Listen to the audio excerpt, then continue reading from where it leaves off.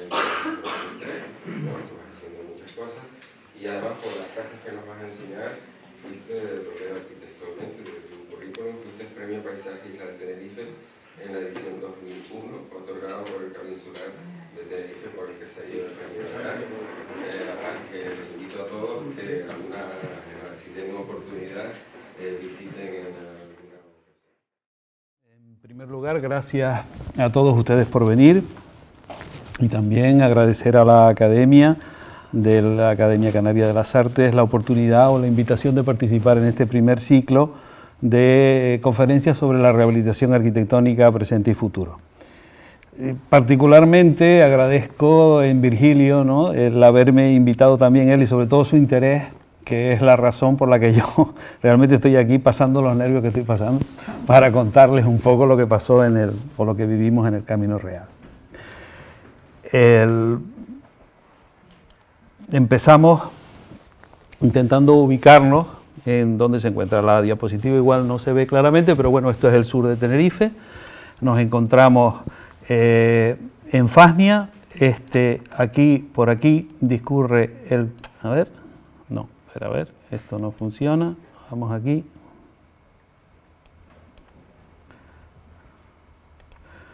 Por aquí discurre aproximadamente el Camino Real, que desde 1600 recorre toda la isla y comunica sobre todo la parte sur con Santa Cruz y con La Laguna. Este es el Barranco de Erques, que divide Güímar y Arico, y este es el Barranco del Volcán, que todos llegan hasta el mar. Intenté colocar esta situación para ubicarnos. El caserío se encuentra aquí y su ubicación está totalmente relacionada con la situación del Camino Real. Este es el municipio de Fasnia, al lado estamos, esto es lo que es el núcleo urbano ya de Fasnia, y barrios antiguos también como pueden ser La Zarza y otros barrios que también tienen su importancia, sobre todo a nivel histórico, más que realmente como edificios o como barrios significativos. El caserío, por el entorno, se trata de una arquitectura rural, diríamos que, o yo por lo menos digo que vernácula, y por esta razón está ligada completamente a su entorno. El espacio que engloba no solamente es el espacio del caserío, sino todo lo que hay alrededor, con las diferentes explotaciones, ¿no? En este sentido, no solamente su ámbito se limita a lo que es la casa o el caserío o la casa principal en sí, sino también hay un montón de piezas alrededor ligadas al uso rural, agrícola, como pueden ser edificios de labranza para guardar corrales para animales, y todas esas serie de elementos son los que se disponen alrededor de lo que sería la casa principal que estaría aquí. A ver si consigo hacer funcionar el ratón aquí. Esta es la casa principal. Con lo cual, ¿qué es lo que va a pasar? Que a partir del siglo XX, esta propiedad permanece en manos de un único propietario desde que la conocemos hasta principios del siglo XX, donde se produce la división de la propiedad y entonces otros propietarios acceden a lo mismo, con lo cual esa característica de que todas las dependencias o todas las edificaciones que estaban alrededor estaban vinculadas a la actividad agrícola empieza a desaparecer y ya se convierte más en lo que podríamos llamar un caserío, como conjunto de casas pequeñas diferenciadas, es decir, diferentes propiedades. Ya las actividades de los diferentes propietarios empiezan a modificar esas relaciones que existían entre las diferentes edificaciones. Aquí un poco por justificar cuál era la idea de la intervención, hay Juan Julio Fernández, un compañero nuestro, en un libro que publica hace tiempo sobre arquitectura rural en La Palma, hablaba de que la casa es el traje de la familia, en el sentido del valor que tenía una vivienda de este tipo, en un entorno de este tipo, como elemento representativo del del poderío o del valor para el dueño. Y entonces, aunque eso ahora no es difícilmente mantenible con los tiempos que corren, sí hay un aspecto que podríamos entrecomillar y que a mí me parece interesante, y que él dice: reconocer el valor del esfuerzo por recoger y sistematizar los vestigios y permanencias de una arquitectura que, sin nombre de autor, fue afrontada por personas concretas que construían para ellos y para sus descendientes. Para mí me parece que este concepto de arquitectura sin autor y de enfrentarse a esto como una persona concreta, como un dueño de una propiedad y resolver todas sus contingencias y todos sus problemas, fue el espíritu que impregnó junto con el promotor, que realmente desde el principio él está involucrado en este tema, que es Nicolás Quintana, lo que impregnó toda la realización del proyecto, y posteriormente durante la ejecución de la obra siempre estuvimos intentando mantener esta idea, ¿no? Descripción del caserío. Cuando llegamos desde el Camino Real, ya vimos que el Camino Real estaba por encima. Lo primero que nos encontramos es un muro paralelo al Camino Real y donde se encuentra la portada, con lo cual ahí está claro que es la entrada principal al recinto. Enfrente, una vez entremos, nos vamos a encontrar con la casa principal, que es la que antes señalábamos. Esta es la casa principal, que nos la encontramos de frente, y alrededor se organizan una serie de edificaciones que históricamente es lo que decíamos. Eran, aquí por ejemplo, esta de aquí es la Casa de la Cabrera, que contenía animales. Aquí aparece un almacén, en el lado este. En el oeste aparece otra edificación, que es la que llamamos el alpendre, y en el lado sur aparece la antigua bodega y pajero, y aquí la Lima de la Vera, que también es otra edificación que existía históricamente. En el siglo XX, consecuencia de esta transformación de la que hablo, de diferentes propietarios, se crea esta edificación que aparece aquí central, que es el secadero de tabaco, que está adherida a la casa principal, pero que tiene una función, o se creó con una función completamente distinta, que es la de precisamente una actividad agrícola e industrial, que era la de secar hojas de tabaco en su interior. Eso posteriormente ya veremos cómo nosotros intentamos transformarlo, lo añadimos o lo adherimos a la casa principal y le cambiamos ese uso porque era necesario dentro del programa, o era parte del programa, el conseguir esa opción. Desde el punto de vista histórico, nosotros tuvimos la enorme colaboración de Octavio Rodríguez Delgado, catedrático de la Universidad de La Laguna, de farmacia, pero tiene un gran conocimiento sobre todo del sur de la isla, Arico, Güímar y toda esta zona, y es un gran conocedor de la historia. Y gracias a él tuvimos tres cuestiones importantes en un informe que elaboró, que yo creo que está publicado hasta en su página web. No, yo creo no, está publicado en su página web, en su blog, y entonces nos enseñó tres cosas que a mí me parecen importantes.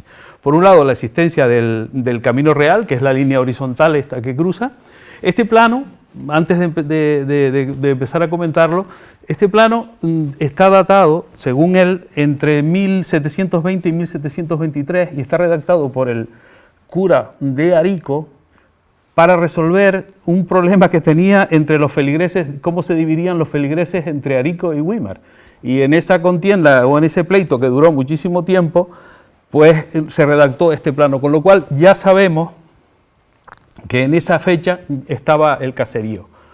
El Camino Real, que es la horizontal que atraviesa, la iglesia de San Joaquín, que se encuentra en el centro, el barranco de Erques, que es la divisoria entre los dos municipios, la raya que divide Güímar y Arico, y aquí es donde se encuentra el caserío, junto con otro en la parte superior alrededor del Camino Real. Esta edificación también existe actualmente, o sea, si bajamos por el Camino Real y nos dirigimos hacia el norte, encontraremos también la otra edificación que no está restaurada. Esta, que es la casa de los Delgado Mejías, sí aparece en este plano. También sabemos que desde el año 1684 es cuando la casa pensamos que estaba construida, o por lo menos la casa principal, porque es el momento en que Juan Delgado Mejías, que es el capitán de milicia que se va a vivir ahí, construye la casa. El segundo documento que también traemos, que para nosotros es importante, es la división de la casa.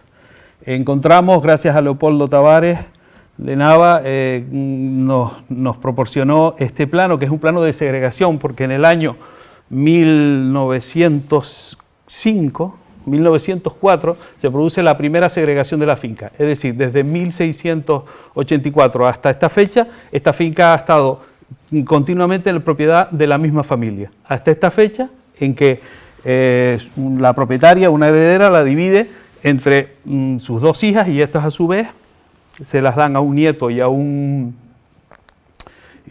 hijo. Se trata de don Ramón y don Martín Delgado Mejías, o Peraza, perdón, y ellos son los que llevan a cabo la segregación. Es decir, ellos ya se deciden a separar las propiedades, y entonces se hace conforme a este planito o a este esquema del caserío. La denominación de las casas que utilizamos proviene de este plano, es decir, ellos al ir describiendo cada uno de los elementos, pues esto lo llaman la cabrera, a ver, ustedes no, claro, es que no se ve porque el puntero se ve, sí, perfecto, a este se le llama la cabrera, este es el alpendre, por eso aquí inicialmente aparece como una construcción mucho más pequeña, pero luego probablemente como consecuencia de esa división haya crecido porque las necesidades de los propietarios hayan cambiado. Aquí sabemos que en el alpendre estuvo viviendo gente hasta casi 1970, hubo gente viviendo aquí.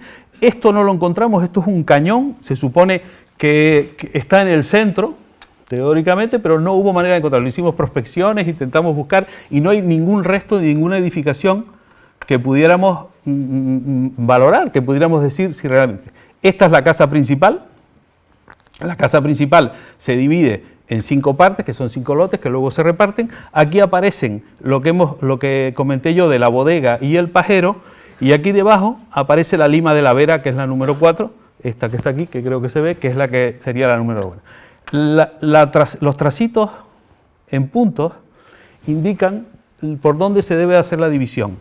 Esa división fue tan real que al final lo que se convirtió no es un muro, que desde 1905 divide la propiedad, que luego se vino abajo y nosotros lo mantuvimos como una traza, pero que llegó a dividir hasta dentro de la casa. Tanto es así que hasta una alacena que había en una de las paredes la dividió por la mitad, ya la veremos. O sea, es absolutamente real cómo se llevó a cabo la división. Bueno, esto es desde el punto de vista histórico.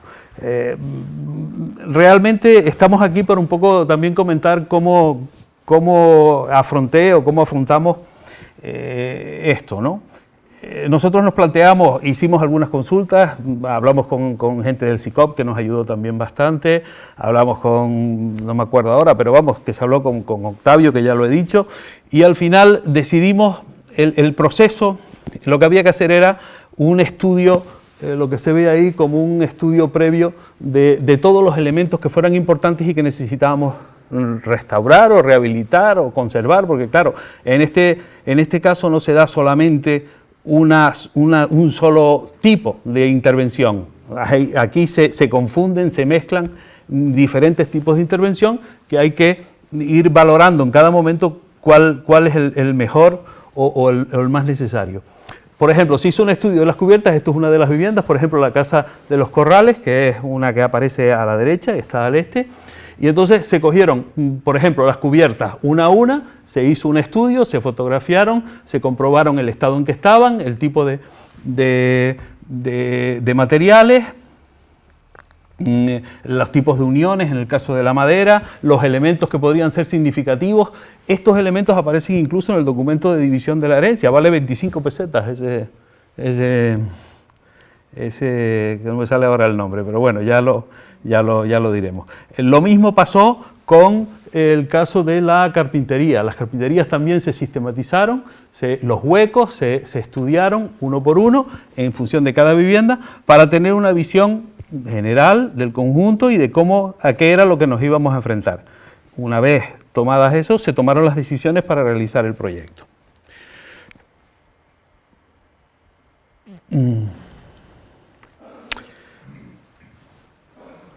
Y yo creo que ya podemos empezar con lo que nos encontramos. Es decir, esta es la situación del caserío en el año 2000 aproximadamente, porque es cuando nosotros empezamos a tomar conciencia de lo que se iba a hacer, de cuando el propietario se decide y cuando al final hay que tomar pues las primeras decisiones para abordar el proyecto. ¿Qué es lo que íbamos a hacer? Realmente las medidas que se pueden tomar en este tipo de actuaciones pues no es una sola, no es rehabilitar solamente, es decir, aunque teníamos la intención de devolver a las casas las condiciones para poder ser habitables, para que se pudieran hacer viviendas, porque a partir de aquella división ya no se trataba de una casa principal con diferentes elementos dedicados a funciones complementarias, eran auténticas casas. Cada propietario cuando repartía su herencia dividía en dos y entonces esas dos, lo que te tocaba lo volvías a convertir en vivienda.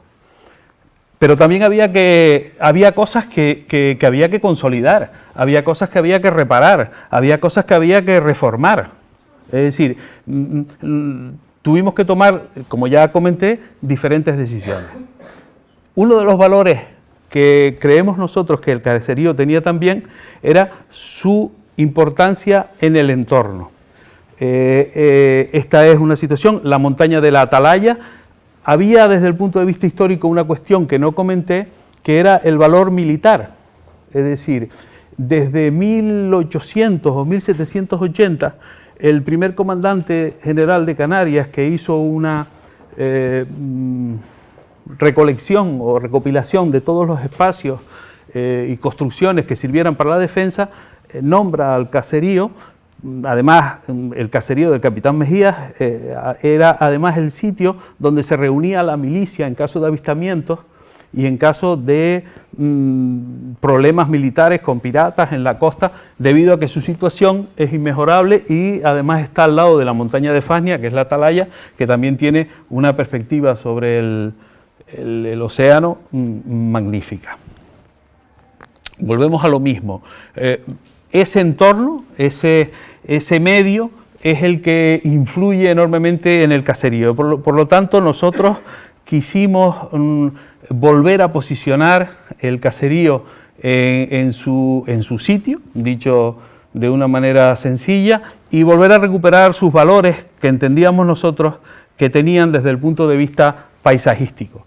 Esto es durante la obra, simplemente desde cualquier sitio el aspecto y la visión es fabulosa, entendíamos nosotros, y denotaba esa magnificencia y ese valor que tenía en su momento.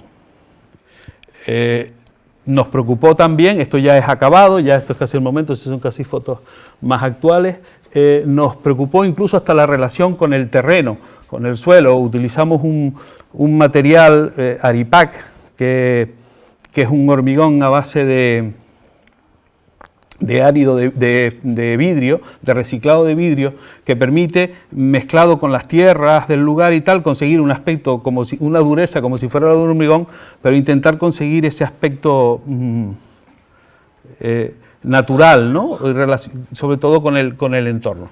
Recuperamos también los muros desde el barranco, esta es otra visión, se recuperaron los muros, los aterrazamientos, para todo guiado por ese interés que hemos dicho de recuperar el paisaje. Podemos empezar con cada una de las viviendas, estudiando a lo mejor un poco. Realmente lo que vamos a tener es simplemente una visión muy general de qué fue lo que nos encontramos y qué fue lo que intentamos hacer. Esta, por ejemplo, es la casa principal, que es la que comentamos que después de la portada, lo primero que te encuentras después de entrar en el espacio interior de la edificación, te encuentras con la casa principal. Bueno, esto fue lo que vimos nosotros.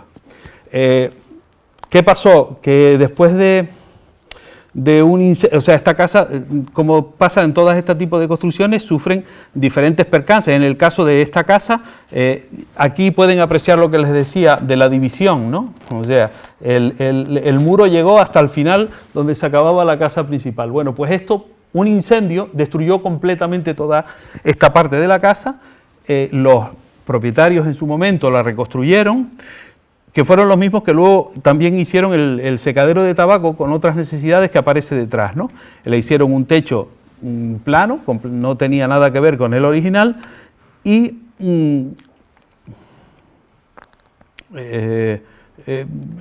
la siguiente, o sea, a ver, pasamos al otro lado. Esta es la misma casa principal, pero desde el lado de otro propietario, es decir, el lado del este.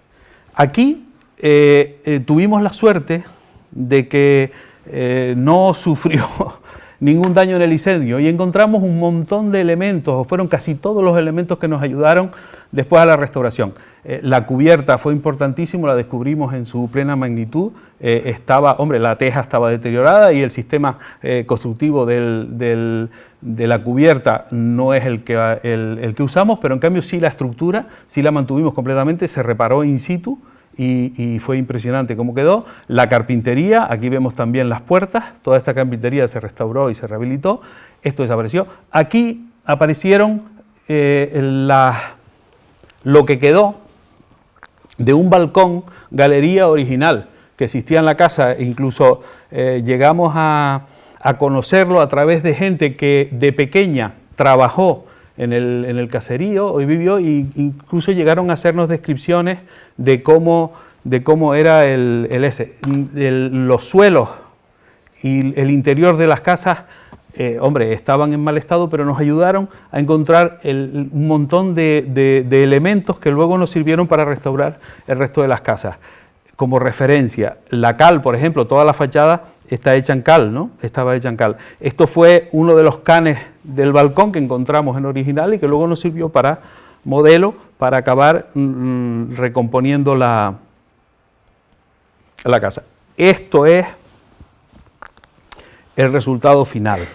Es decir, nosotros, una vez que decidimos, en este caso fue rehabilitar toda la edificación, devolvimos las dos plantas a la parte que se había quemado, reconstruimos otra vez las dos plantas, la cubierta a 4 aguas se volvió a repetir y repusimos el balcón tal y como entendíamos que había sido o que fue, o más o menos una interpretación de lo que nosotros entendíamos que había sido.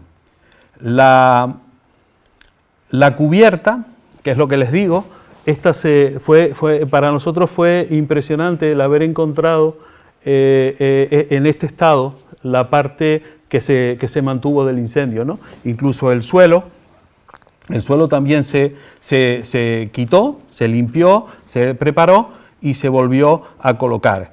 Esto, al final, el resultado fue esto. Parece un milagro que en el caso de la tea, como es la madera esta que nosotros tenemos, de estar en una situación que parecía que no tenía ninguna utilidad, puedas recuperarla y convertirla en eso. Lo mismo pasa con el suelo, ¿no? El solado de la planta alta también se quitó, se volvió a reponer y más o menos, bueno, al final esto es el resultado ahora, ya se están usando. Ese sería el suelo que repusimos y la cubierta. Decir que, bueno, por el hecho de rehabilitar te empiezas a encontrar problemas funcionales como por ejemplo los baños. En una de las viviendas encontramos un baño que se usaba en su momento, que es un cuarto pequeñito, fuera, que prácticamente no tenía eso. Entonces aquí nos planteamos utilizar elementos que permitieran seguir valorando lo que es lo antiguo, y por eso propusimos estos cubos de pladur, vamos, de tabiquería seca, construidos con tabiquería seca y con cristales que te permitieran seguir viendo la cubierta y que no supusieran una alteración de lo que era el espacio inicial, ¿no? Luego aprovechábamos esos elementos de pladur que colocábamos de paredes para colocar pues todo lo que eran los enchufes eléctricos y demás aplicaciones necesarias para la vida de ahora, intentando evitar colocar ese tipo de instalaciones pues en las paredes o en el suelo, ¿no? Aquí también se puede ver, esta es la puerta que vimos en la foto inicial, aquella que comenté de la carpintería, la capacidad que tiene la TEA de recuperarse, ¿no? Esta es la misma puerta totalmente restaurada y vuelta a colocar, ¿no? Esto es el solado visto desde abajo, es decir, estamos viendo las vigas que se recuperaron, y bueno, y después también se hicieron pues experimentos con la piedra, la propia piedra del sur, que nos pareció interesante. Una vez que limpiamos y le quitamos toda eso, nos gustó la idea de arreglar, de reparar las juntas y mantenerlas, y nos parecía interesante. Lo que les comentaba esta es la alacena, que el muro dividió sin ninguna, o sea, había que dividir por ahí y fue lo que se hizo, ¿no? La verdad es que era una forma de resolver los problemas. Esta es la misma alacena recuperada, y la ventana que se ve aquí esta es la ventana, ¿no? Esta ventana es la que se recupera posteriormente y luego se recupera la alacena. El secadero no es una construcción contemporánea de todas las demás, ya más o menos sabemos que es a partir de 1940, 1950, cuando se construye el secadero, y lo construye el propietario del ala oeste, por decirlo de alguna manera, ¿no? El secadero de tabaco tiene valores desde el punto de vista del patrimonio agroindustrial. De hecho, tiene unas características por la forma, por las dimensiones y por el volumen, que nos condicionaron un poco no se nos dijo realmente, o sea, nosotros nos condicionamos nosotros, pero claro, también teníamos el otro inconveniente del programa, es decir, hay que convertirlo, hay que añadirlo a la vivienda.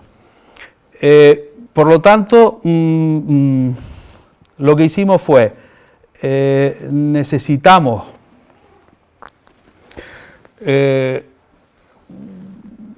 mantuvimos la cubierta original, es como se dan, no sé si se aprecia, pero la teja es completamente distinta, es una teja plana francesa, que no es nada, que no tiene nada que ver. Mantuvimos la carpintería, las dimensiones de los huecos, ¿no? Su tamaño, su proporción y su situación, y le añadimos una carpintería interior para facilitar la habitabilidad, o sea, para poder usarla desde dentro como vivienda.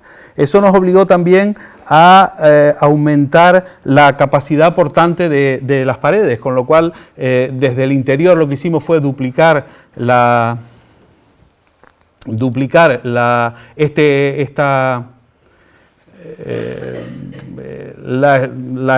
fachada existente y colocarle aislamiento térmico, crear una cámara de aire e intentar mejorar esa capacidad térmica para poder vivir, porque esto realmente es un bloque de 15 centímetros recogido con morteros, ¿no?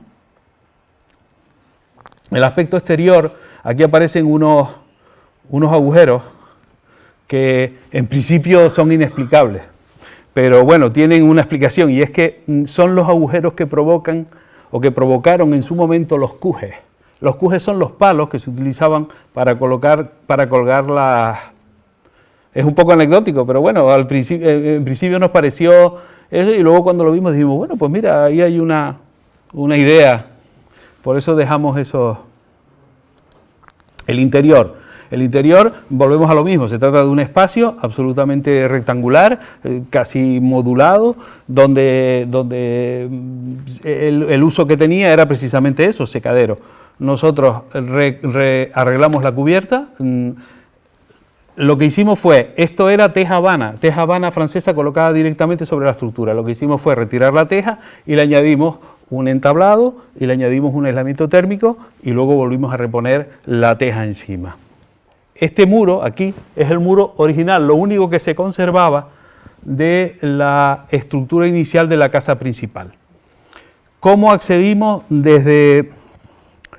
El problema que se nos planteaba era cómo acceder y cómo valorar este espacio y cómo acceder desde la plaza. Lo que hicimos fue aprovechar ese hueco que se veía ahí, abrir un gran hueco a diferente nivel, porque los espacios están a diferente nivel, abrir un gran hueco sobre ese espacio, utilizar una escalera moderna, completamente distinta, para matizar ese espacio y para permitirnos acceder y colocar un espacio, pues a lo mejor un poco más fraccionado, pero interesante, con una doble altura sobre la cocina, con un espacio encima para estar, y aquí delante, en la parte delantera, es donde está la escalera, ese doble espacio que ocupaba completamente todo el volumen del secadero. Lo que hicimos fue arreglar toda la pared original para mantenerla, y luego aquí se aprecia por dentro, con una pared de bloques. La única diferencia es que está enfoscada con un mortero a base de cal, pero es una pared de bloques, con una estructura formando una pared de carga, que está unida a la anterior para darle rigidez, ¿no? O valor, ¿no? Enfrente de la que acabamos de ver está la Casa de la Cabrera. La Casa de la Cabrera, en principio aquí donde la vemos formada por tres cuerpos.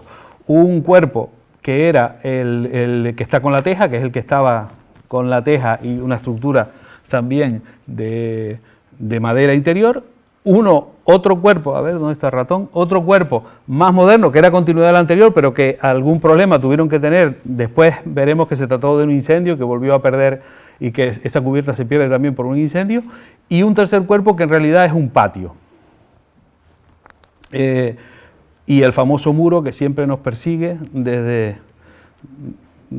Aquí vemos durante la fase de la obra, es donde descubrimos que es un incendio el que provoca la rotura, porque los elementos que quedaban están absolutamente calcinados, ¿no?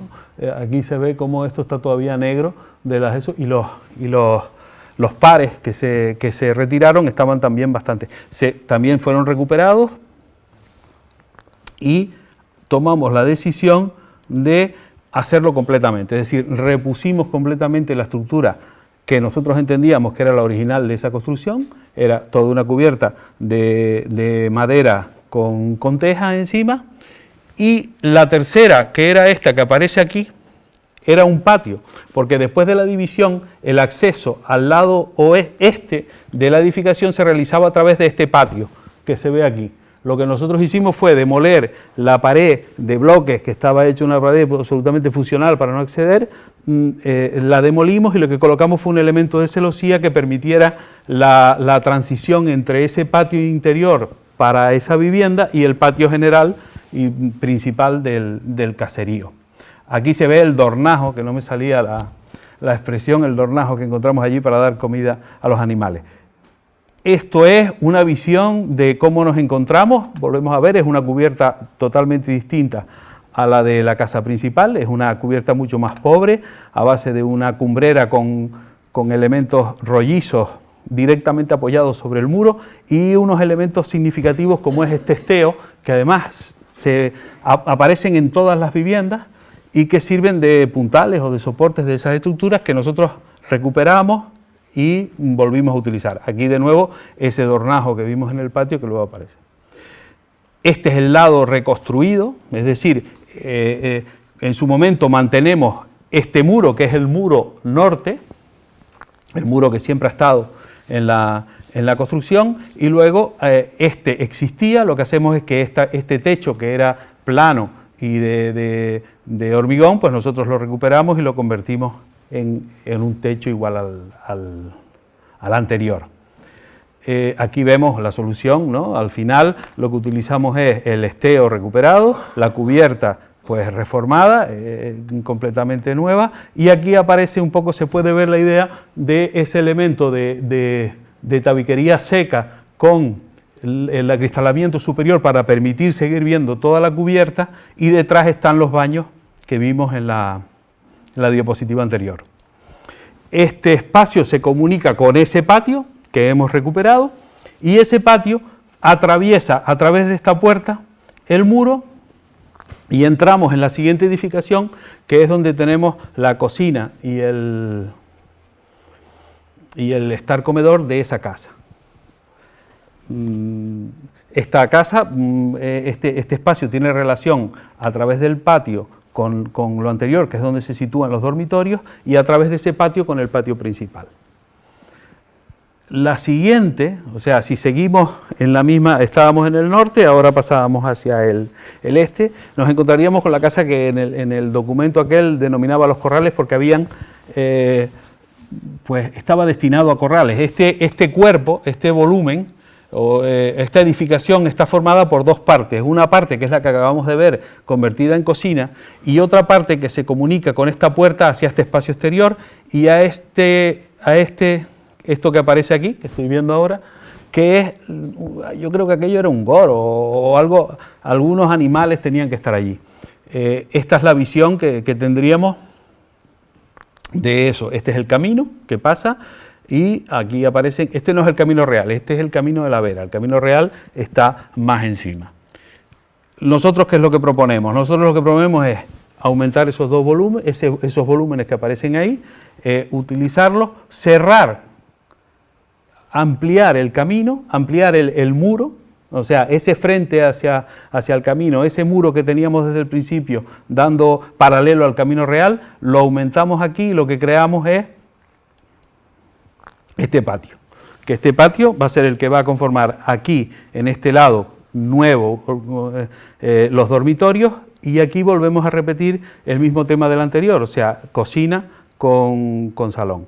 Y creamos este patio con vistas al sur, que me parece a mí que sigue respetando toda la idea o la forma de enfrentarse a este proyecto. En esta casa utilizamos un forjado que lo recuperamos realmente, porque este material es todo del derribo de la casa principal, aquella que demolimos porque tenía un forjado plano, porque se había quemado. Aquí los incendios han machacado el caserío. Lo recuperamos, limpiamos y lo utilizamos para crear nuevo, esto sí es verdad, un techo, es un techo mixto de madera con hormigón, pero utilizamos las astillas o las latas como elementos de encofrado, de forma que quedaba un techo de latas o de astillas, como se conocían tradicionalmente. Esta es la otra parte, ¿no? Lo que hemos dicho del segundo volumen conectado, donde volvemos a ubicar la cocina, ¿no?, con el salón, y esto está conectado a través de esta escalera, porque hay una diferencia de nivel, a través de esta escalera con el patio principal. Todas las casas comunican con su propio patio o con el patio grande, ¿no?, el patio principal de la edificación. Esta es la casa del alpendre. Volvemos otra vez, esta casa es la que se encuentra, es aquella pequeñita que veíamos en el plano. Esta casa debe de haber crecido a lo largo, y sobre todo por lo que comentábamos de las necesidades de los propietarios. Está paralela al barranco y está orientada al oeste. Volvemos a encontrar los mismos elementos, la carpintería, se repite otra vez la cubierta, volvemos otra vez a reconstruir la cubierta, aunque muchos de estos palos que utilizamos fueron rollizos que salieron de la casa, de la casa principal. La carpintería, vuelvo otra vez a hacer elementos y volvemos a recuperar los mismos elementos, los mismos huecos y las mismas disposiciones. En el interior, aquí vuelve a aparecer el tema del uso de la piedra directamente. creando esos espacios medios monacales, ¿no? Que nos parecían interesantes. Esta habitación, cuando ya la teníamos toda limpia para volver a reponerla, pues acabamos convencidos de que estaba mejor de esta manera y al final nos decidimos a dejarla así. Al lado vemos la misma solución de los baños con el acristalamiento. Aquí no estaba puesto el acristalamiento porque está en la obra, como un elemento independiente y distinto. El patio, volvemos otra vez al patio. Al final ese patio existía y es el elemento de relación entre todas las estancias de esta casa, ¿no? De la casa del almendre. Es decir, que para ir al baño, que es eso, tienes que pasar por el patio y tienes que hacer diferentes imágenes de la vivienda acabada en salón, comedor, siempre con esa intención de recuperar los elementos tradicionales, utilizar a lo mejor elementos que quedaban para un sitio que nos servían, pues los podíamos utilizar aquí, como son estos rollizos. Luego vienen lo que se llaman los elementos comunes. Dentro de lo que formaban el conjunto de las viviendas, hay una serie de edificaciones que dentro del programa entendíamos que los podrían usar todos. Es decir, se trata de edificios que tienen un uso para todas las personas que estén en ese momento conviviendo en esas 4 casas, porque no hemos hablado del uso y me parece que ya es hora. Esto inicialmente eran viviendas, pero al final la intención era convertirlas en viviendas de turismo rural. No un hotel, porque en ningún momento tiene la intención de convertirlo en un hotel rural. Se trata de viviendas para vivirlas como si fueran auténticamente edificaciones destinadas con usuarios particulares. ¿Qué es lo que pasa? Que la normativa sí te obliga a tomar medidas porque se trata de usuarios que no conviven o que no están habitualmente allí, entonces necesitas tomar una serie de medidas que parezcan que se trata de un establecimiento turístico, pero en realidad el concepto y la idea siempre fue que se convirtieran y que fueran viviendas. De la Lima de la Vera, que también es esto, por ejemplo, este espacio que vemos aquí es el retrete que les comentaba, ¿no? No había nada, era prácticamente se restauró ahí de manera testimonial y se mantuvo, pero bueno, está simpático. El espacio que quedaba entre aquí, lo que nos resultó interesante desde el punto de vista espacial es que el espacio que quedaba entre la Lima de la Vera y el secadero de tabaco, al final lo que propusimos es la plaza propia de la casa principal, el patio. Es decir, todas las casas tienen una comunicación con ese patio general, ese patio principal, y luego cada casa tiene un patio interior, un patio propio, privativo, lo podríamos decir. Ese elemento lo intentamos conseguir aquí, de forma que quedara ligado al secadero de tabaco, que era propio que también formaba parte de la vivienda principal, y luego la Lima de la Vera con su propio patio. De la Lima de la Vera, cuando estuvimos en la obra, tuvimos dos sorpresas. Por un lado, la cara sur de la pared estaba apuntalada, tenía unos contrafuertes de hormigón, que yo creo que esos se hicieron pues en los años 60 o 70, porque aquello era hormigón puro y duro, y unos contrafuertes, y decidimos demolerlos para recuperar pues el muro portante, y se nos vino abajo. Cuando quitamos los contrafuertes, aquello se nos vino abajo. Pero eso nos sirvió para descubrir dos cosas. Debajo de un suelo artificial, que nos parecía artificial porque la altura que existía entre ese suelo y los tirantes era incómoda, no podías pasar, descubrimos este suelo. Este suelo es el suelo original de la edificación y era exactamente igual al del patio. Eso nos sirvió para dejarlo así. Es un suelo incómodo, es un suelo a base de piedra, simplemente con arena, como si fuera una especie de adoquín, y al final eliminamos todo el falso suelo que tenía y recuperamos este suelo. También fue impresionante la cubierta, porque la cubierta también era de esas que parecía que estaban absolutamente inutilizables, y la pudimos recuperar exactamente igual, una auténtica obra de ingeniería. Los carpinteros yo creo que en esa época eran ingenieros, y recuperamos la cubierta. Aquí no se ve bien en esta foto, pero vamos, esto está absolutamente recuperable. Lo único que hicimos fue añadirle las tablas, que también son de madera de tea, y las tejas encima. Este es el suelo original, es decir, volvimos a recuperar ese suelo incómodo y para las mujeres sobre todo, cuando dicen que con tacones no se puede caminar, pero bueno, eso es lo que había. Aquí recuperamos las buhardillas. Esto es un elemento que además es difícil de interpretar y nos apareció esta buhardilla que nosotros intentamos recuperar y la verdad es que esto fue lo que suponemos que se usaría para ventilación o para iluminación. Lo que sí nos llevó a tomar una decisión de esas complicadas fue la de cuando recompusimos el muro, estuvimos dudando si dejar un hueco, abrir un hueco que originariamente no existía en esa edificación, o nos atrevíamos a practicar o transgredir esa realidad, ¿no? Al final decidimos abrir el muro porque una de las cosas que sí nos gustó es esta transparencia, esta capacidad de ver la atalaya desde el patio, y nos pareció interesante esa relación visual, ¿no? Eso al final colocamos, es la misma ventana, y este es el muro con esa ventana. Al final, revisando esto, sí me he planteado si a lo mejor deberíamos haber utilizado este modelo, ¿no? Porque además esta ventana es igual a una que ya teníamos, que habíamos definido y habíamos recuperado en la casa principal, es la ventana que da a la piscina, que es aquella que está al lado de la alacena. Y entonces aquí nos planteamos decir, bueno, repetimos ese modelo, y ahora me estoy planteando decir, bueno, hubiese repetido, vuelvo a decir lo mismo, o a lo mejor me hubiese planteado otro tipo de carpintería que fuera más, no lo sé.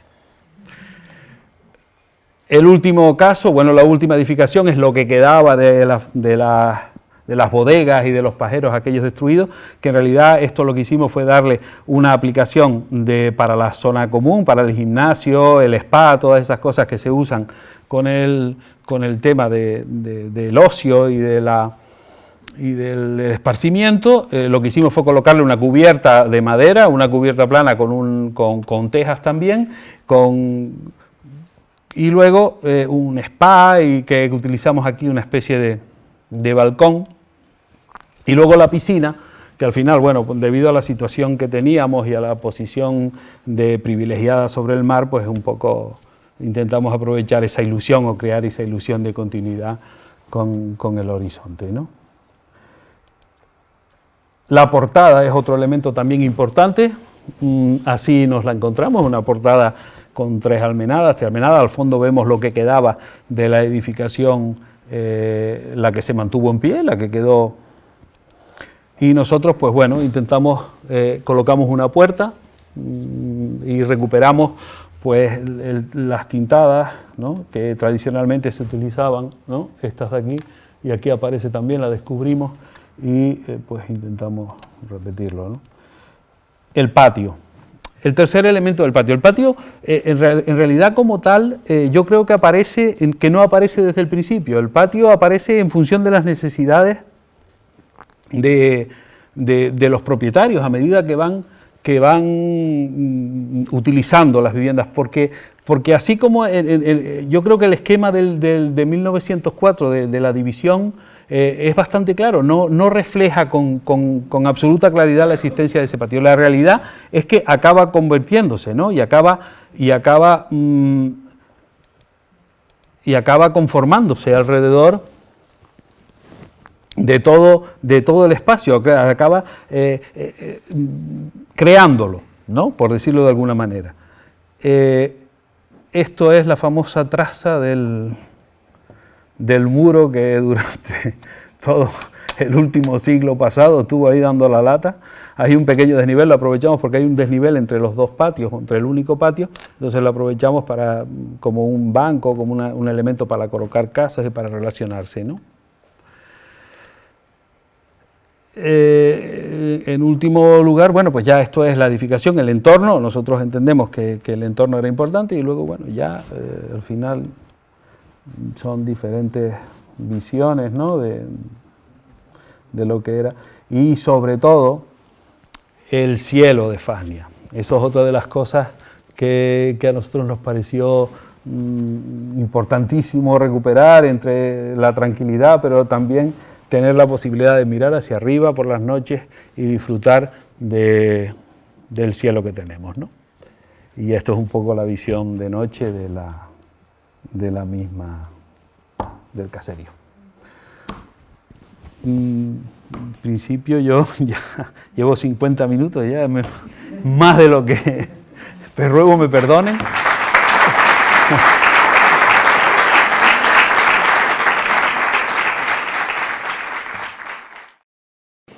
Yo lo que quería era pues, saludarlos, darles las gracias por estar aquí, por su presencia en este ciclo tan interesante. Darle la enhorabuena a los 3 arquitectos, compañeros y colegas de la academia que han organizado todo esto, a Virgilio Gutiérrez, a Federico García Barba y a Diego Esteves, que han sido los que se han puesto y han hecho el diseño. Este es un primer módulo, continuaremos en febrero o marzo, cuando acaben los carnavales, con un siguiente módulo, con otra serie de conferencias sobre otro tipo de edificaciones, de rehabilitación de edificaciones. Y para mí ha sido un placer estar todos, que hayan venido aquí a la academia, que podamos disfrutar, y además porque he visto cómo los debates han sido bastante enjundiosos, que hemos estado aquí hasta altas horas de la noche, si no llega a cortar Federico a las 9 en punto, porque tenemos que cerrar el edificio. Quiero también darle las gracias más efusivas al señor Gestoso por su aportación económica que ha hecho posible también este ciclo. Y continuaremos. Así que no pierdan el entusiasmo y la ilusión, porque aquí los esperamos a todos. Y ahora ya los expertos van a hablar de arquitectura y van a presentar a los siguientes ponentes.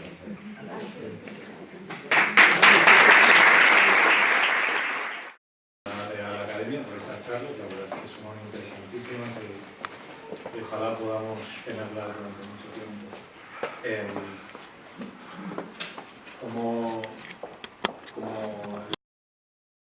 Virgilio, en nuestro currículum estamos muy cercanos a la sostenibilidad desde siempre como arquitectos, María y yo, y como personas nos hemos sentido muy vinculados a lo que es el entorno, el medio ambiente, la naturaleza, ya sea modificado o no, y frente a eso pues siempre hemos proyectado nuestras obras pues sintiendo el respeto por aquello que muchas veces invadíamos, estropeábamos o con el máximo cariño siempre hemos intentado hacer todas estas intervenciones.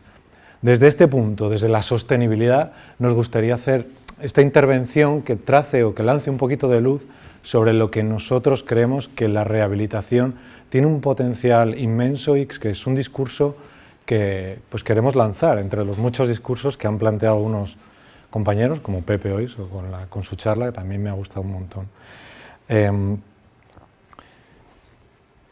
Es algo evidente que estamos en medio de un cambio climático en el que todos estamos implicados, que se trata de algo que va a afectar a nuestros hijos, que va a afectar a nuestros nietos, pero que nos está afectando a nosotros ya hoy. Si hacemos un análisis de los últimos, de todos los registros históricos que ha habido en la Tierra hasta el día de hoy, los 13 últimos años han sido los más cálidos de toda la historia de la humanidad desde que se tiene registro. Está aquí, ya ha llegado y está para quedarse y tenemos que actuar frente a eso. Nosotros estamos convencidos, cuando tienes una visión sobre lo que es el ciclo de carbono, entonces ya entra la forma de proyectar de una forma ya diciendo no podemos obviar lo que está ocurriendo y tenemos tanto potencial como arquitectos que lo vamos a intentar un poco, María y yo, describir en esta pequeña exposición. Hoy en día la construcción es responsable de consumir el 50% de los recursos naturales, el 40% de la energía y el 50% de los residuos son generados por la construcción. O sea, es un impacto espectacular el que sale de nuestros lápices como arquitectos o de ustedes como usuarios o clientes. Y sobre eso tenemos el poder de intervenir. Es tan relevante el impacto que tiene esto hoy en día, que hasta está empezando, o según nuestra manera de ver, está empezando a cambiar el concepto en que los arquitectos se enfrentan a los edificios como objetos. Es decir, en el movimiento moderno, para llegar a una forma en un edificio, tenías claro que una estética tenía que seguir una función, o la mayoría de los arquitectos estamos convencidos de eso. El discurso es muy amplio, pero no podías tener una estación de bomberos con la forma de un auditorio de música. Eso es algo evidente y que a principios del siglo moderno, de la etapa moderna de la arquitectura, quedó patente y evidente.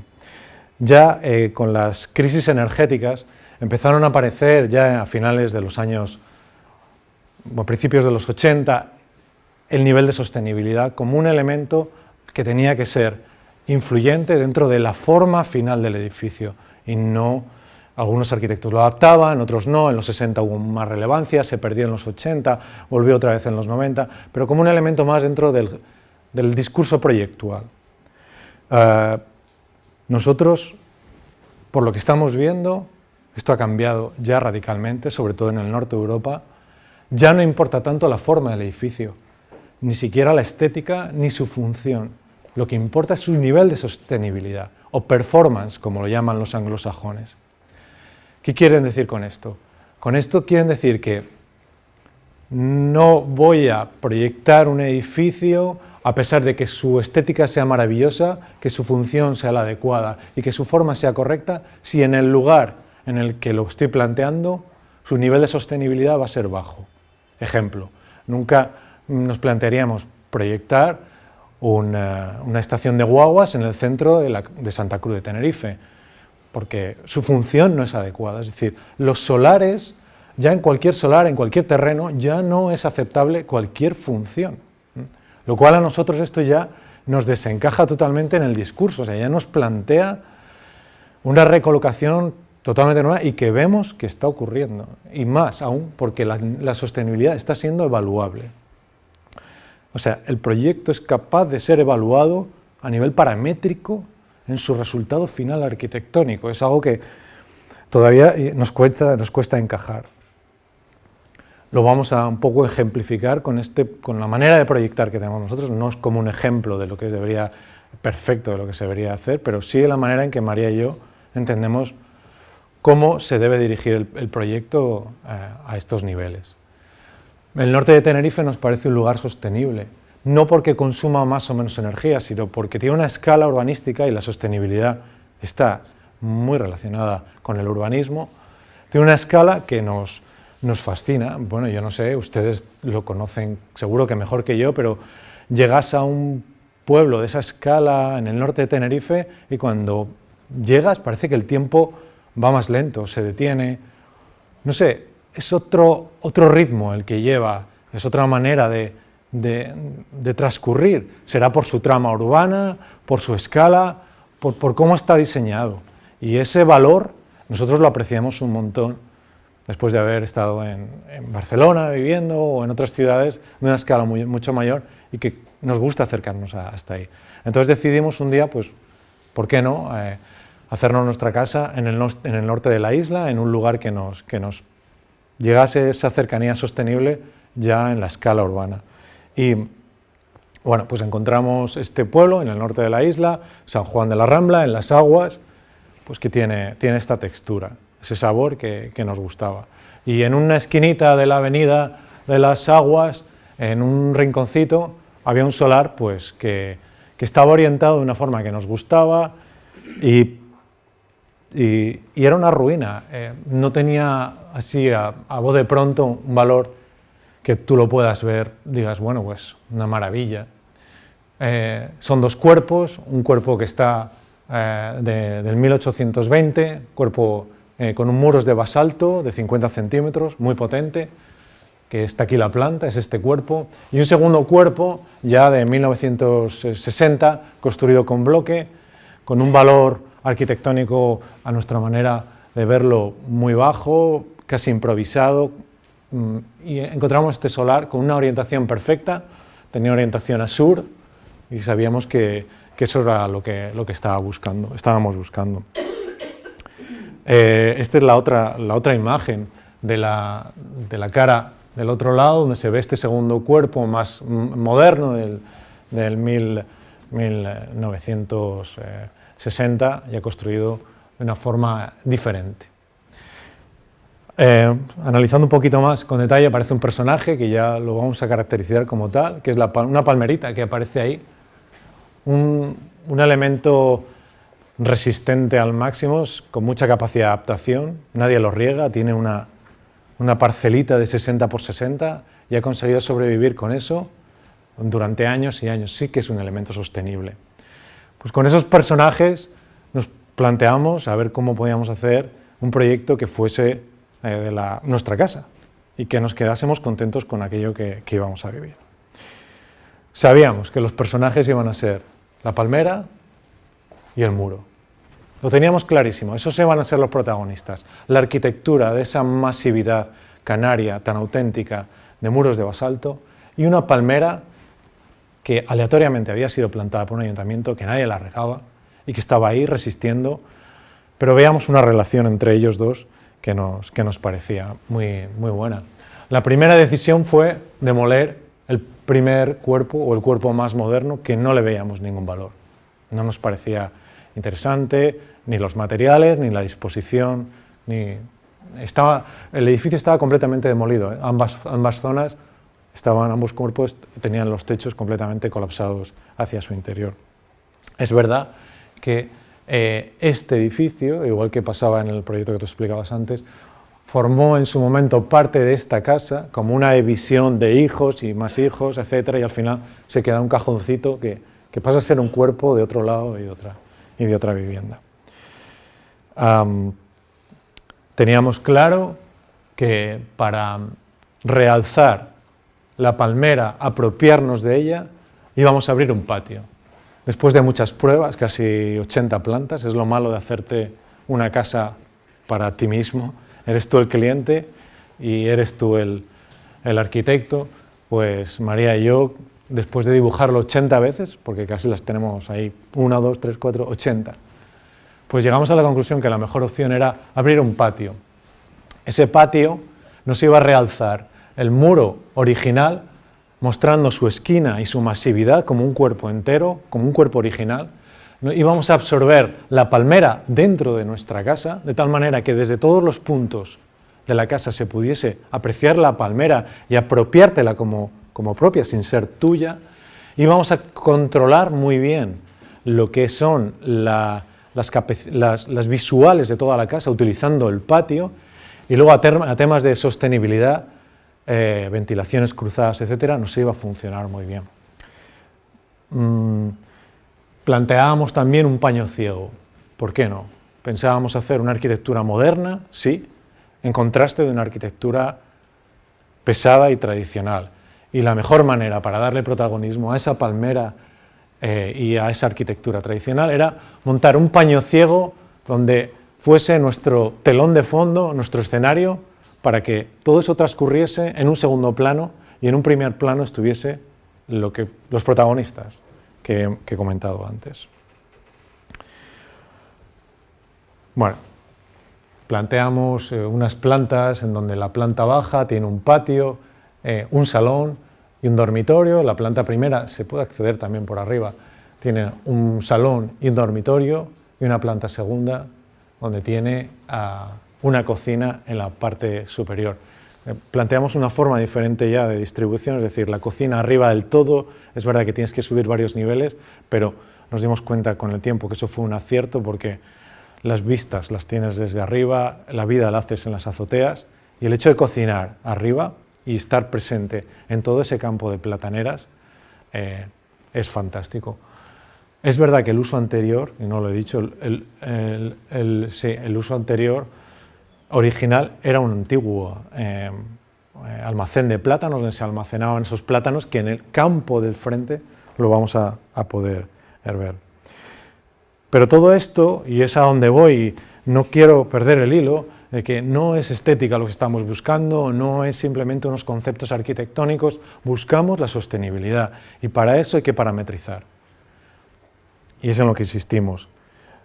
Hicimos una parametrización de lo que es la iluminación en un análisis lumínico de la planta baja. Esto se puede hacer hoy en día ya, sin ningún problema, ver qué calidad lumínica tiene. Si efectivamente nos dimos cuenta que si introducíamos ese patio, ganábamos mucha luminosidad en una planta que por detrás no tenía ninguna luminosidad porque estaba enterrada. Esta planta está bajo tierra en la parte trasera y por delante es toda nuestra fachada. Eso nos dio ya el primer punto para decir, sí, vamos a hacer ese patio. El segundo punto, y que lo estaba hablando antes, lo hablábamos María y yo con Pepe, ¿qué ventajas tiene mantener un muro de ese estilo? Porque sabíamos que iba a ser más caro. Una intervención de este estilo ya te está hablando de que te vas a gastar un 20% más en la obra. ¿Nos queríamos gastar un 20% más en esa zona? ¿Qué ventajas iba a tener? Bueno, la primera, independiente de las estéticas, estoy hablando de las bioclimáticas, es que un muro masivo, y esto es una modelización hecha con ordenador, nos iba a dar unas temperaturas en la semana más fría del año, aproximadamente con una media de entre 20 y 21 grados, lo justo para un confort climático, justito. Pero esa masividad de ese muro que está a sur, en el que se basa toda la arquitectura canaria, que se carga como una pila permanente y que por la noche se hace frío, por el día se hace frío, lo va soltando por su inercia térmica a la casa, era lo que queríamos aprovechar. Y efectivamente lo comparábamos con un muro no masivo y ya entrábamos en una línea de 19 grados, que sí está fuera de lo que es la línea de confort.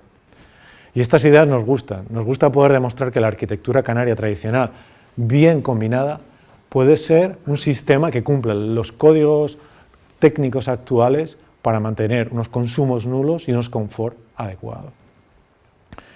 Una vez modelado eso, también planteamos hacer un muro trombe. Un muro trombe en la parte ciega, en la parte moderna. ¿Qué es un muro trombe? Es un sistema pasivo en el que el muro tiene un hueco en todo su interior, se calienta en la cara sur y al calentarse genera en la cámara interior una cámara caliente que por un efecto Venturi hace una circulación de aire caliente. Ese aire caliente tú puedes aprovecharlo para impulsarlo hacia el interior de tu vivienda, obteniendo aire caliente en invierno, o expulsarlo hacia el exterior, generando una ventilación muy rápida, refrigerando de forma gratuita tu casa. Y lo planteamos también. Bueno, pues empezamos la obra y una vez comenzada la obra demolemos el cuerpo de 1960 y la verdad es que la obra fue bastante sencilla. La demolición ya nos dijo que estábamos en buen camino. Un cuerpo se separaron del otro de forma casi natural, no estaban vinculados entre sí, estaban divorciados, vivían uno ajeno al otro, pero lo que sí nos dimos cuenta, y esta es la palmera, no sé si la ven ahí, las raíces de la palmera ya estaban vinculadas con ese elemento antiguo y pétreo, masivo.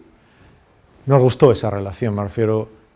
En nuestra imaginación ya había un vínculo, ya nos daba miedo que la palmera se cayese porque podría descalzar un poco ese muro.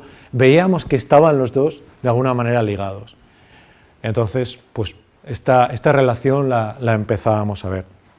Y bueno, la obra se ejecutó sin problemas y llegamos a un resultado en el que este fue nuestra fachada principal, con el muro de piedra mantenido, las carpinterías restauradas, un paño ciego, absolutamente, donde la palmera dibuja su sombra como si fuese su pequeño lienzo por escribir. Todos los días hace una sombra diferente y que empieza a dibujarse. Esta es la sombra de la mañana y empieza a dibujarse a lo largo del día proyectándose con el sol.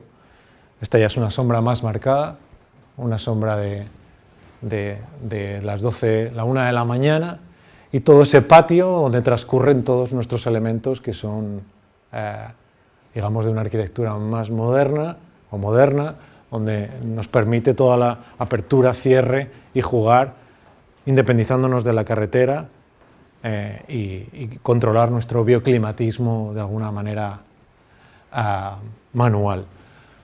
Luego la ventana, donde queremos decir, aquí comienza el movimiento moderno y aquí no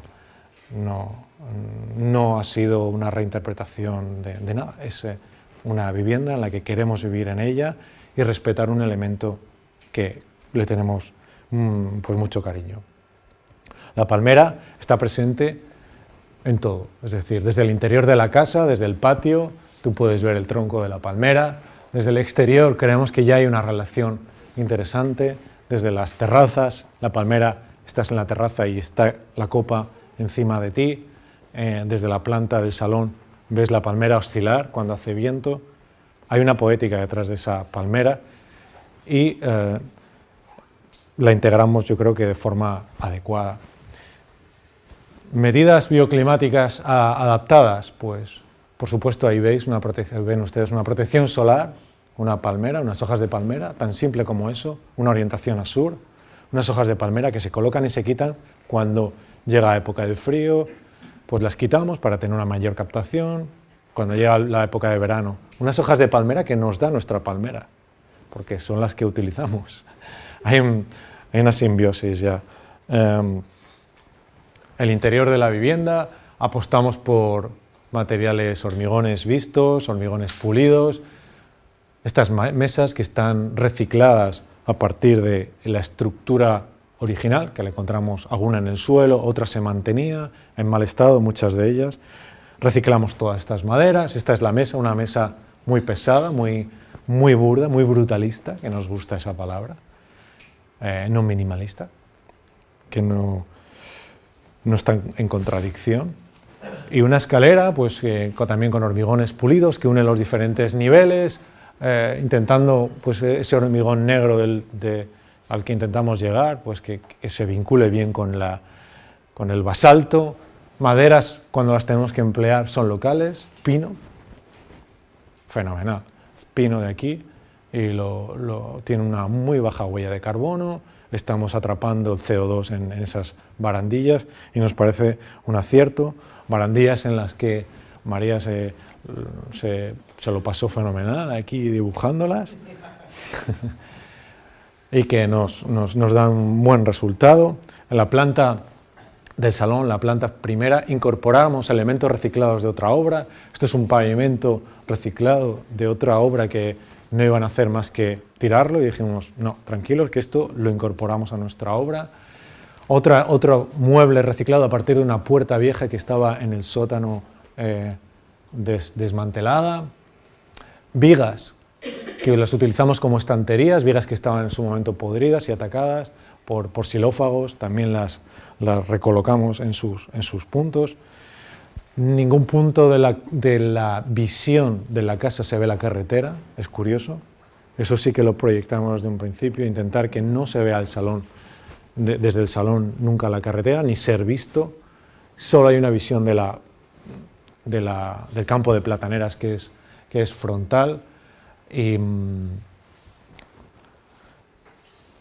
la planta inferior, la planta sótano, donde responde a los modelos lumínicos que habíamos planteado, y sí, está iluminada, hay un confort lumínico y sobre todo no hay que encender luces, que es uno de los objetivos de estos análisis, en ningún momento del día hasta que no anochece, pero se mantiene una homogeneidad de calidad lumínica durante un tiempo muy prolongado. Utilizamos claraboyas, se hizo perforaciones en la cubierta para diferentes puntos donde necesitábamos. Esta claraboya en concreto está encima de la caja de escalera, y bueno, pues un detalle de cómo el encuentro se retranquea para marcar un movimiento moderno que nos parecía exigente. Y luego la planta sótano en el salón, pues esa masividad tan interesante que ofrece la arquitectura vernácula canaria, ese brutalismo que permite un confort climático en plena época de invierno, sin calefacción. Siempre que trates de una forma adecuada todos los elementos y el conjunto, que es algo que no podemos olvidar y despreciar. Otra foto también, donde siempre se ve desde allí la platanera. Y esta es la conclusión, no tanto la estética, sino desde el resultado final, sin haber perdido el objetivo, ¿qué kilos de CO2 hemos ahorrado en 10 años? A mí estos números, o a nosotros estos números, son los que nos parece que no pueden ser obviados como arquitectos o los nuevos arquitectos que tienen que proyectar nuestras viviendas. Podemos hacerlo en diferentes maneras. Solamente con la obra, en color azul, podemos ver que hemos ahorrado 6.075 kilos. Es decir, con eso me refiero que solo por el tipo de materiales elegidos, el reciclaje, el mantenimiento del muro basáltico. Mantener un muro basáltico sería demoler el muro, construir uno nuevo. Reciclaje de maderas y solados, como he explicado, son unas 6 toneladas, 6.000 kilos de CO2 en 10 años, en solo la obra, emitidos, no emitidos. Pero si planteamos cuánto se ha ahorrado durante 10 años de vida, es decir, el muro basáltico nos da un confort que no hemos utilizado, una calefacción, no hemos gastado esa energía para esa calefacción, nos da un ahorro. La recogida de aguas, porque no lo he dicho, pero recogemos las aguas pluviales en ese patio que bombeamos luego hacia arriba, hay un gasto en el bombeo, no hay un gran ahorro. Pero bueno, en 10 años son 1.285 kilos. Las protecciones solares y la orientación, fundamental, no estoy diciendo nada nuevo. Todo eso nos viene a hacer un ahorro de 30 toneladas de CO2, que sumados son 36.470 kilos de CO2 ahorrados a la atmósfera en 10 años. ¿Qué comparativa es esa? ¿Cómo lo comparo? Porque necesitas una medida. Un coche para hacer 25.000 kilómetros, que es lo que nosotros venimos a hacer en un año, gasta 3.500 kilos. ¿Qué conclusión sacas directamente? O sea, en 10 años de vida, esa casa ha dejado de emitir los 10 años que yo estaré, o que María y yo estaremos con nuestro coche circulando. Se podría decir que somos neutrocarbonos o carbonos neutralmente, ¿no? Si todas estas intervenciones se plantean desde este punto de vista, entonces sí que creo que le estamos haciendo un favor a un futuro que se nos acerca y que la rehabilitación cumple un papel no solo fundamental, sino que es una herramienta que no podemos obviar, que no queremos que la rehabilitación se plantee como arreglar humedades, rehabilitar edificios o problemas estructurales. La rehabilitación es una herramienta espectacular para el tema de la sostenibilidad y que se puede plantear a todas las escalas, desde el urbanismo hasta la edificación y en todos y cada uno de los medios sociales, energéticos y ambientales. Y creemos que políticamente, y ya para terminar, hay mucho que hacer y mucho que decir en este camino, un camino que Europa nos lleva una avanzada, un gran recorrido por delante y que nosotros, incluso desde Tenerife, podríamos llegar a ser un hito, pero de momento ahora mismo estamos un poco por detrás. Y nada más, muchas gracias.